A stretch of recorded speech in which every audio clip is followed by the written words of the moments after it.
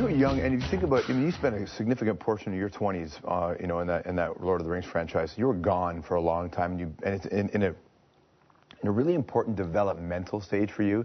Your key friendships, your day-to-day experiences were all there. So when you left that, when that franchise was over, what was going on inside you when you realized, oh, that's done? Yeah, that was really formative, because leaving England to go to New Zealand, I said bye to my grandmother, who was like weeks away from death, and I never saw her again, and I kind of knew that, you know, flying to the other side of the world, and she was very sick at the time, and I remember kind of thinking, it's probably the last time I'm going to see my grandma, and that's a little trippy.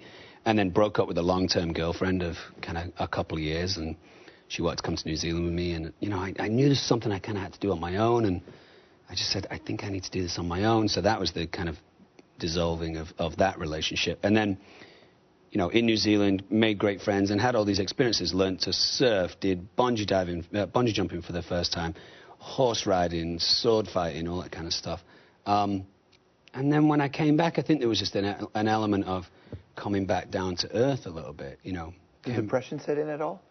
Yeah, I kind of got a little lost in LA for a while, you know, drinking and drugs and the wrong, well, maybe the right women, but just at the wrong time, you know. And you perhaps handled it wrong. Yeah. But I've always kind of walked that edge a little bit, and I enjoy that, you know. I enjoy that fine line. I never really got sensible, and I don't think that really plays into the job that I do or who I need to be. It's interesting, because like on Lord of the Rings, when we had lunch, this is a really interesting thing about human societies.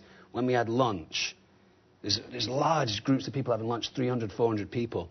All the elves sat together, all the orcs sat together, all the Uruk-hai sat together, the hobbits, and you'd like come over to, you know, all the hobbits, it would be a full table, and you go over to a table of Uruk-hai and say, can I sit here? And they'd be like, no, go back to the Shire, go over there, go sit there. So it's very interesting that people kind of find this secular kind of groups, you know. It just takes a few days for society to break down, doesn't it? I think it's interesting.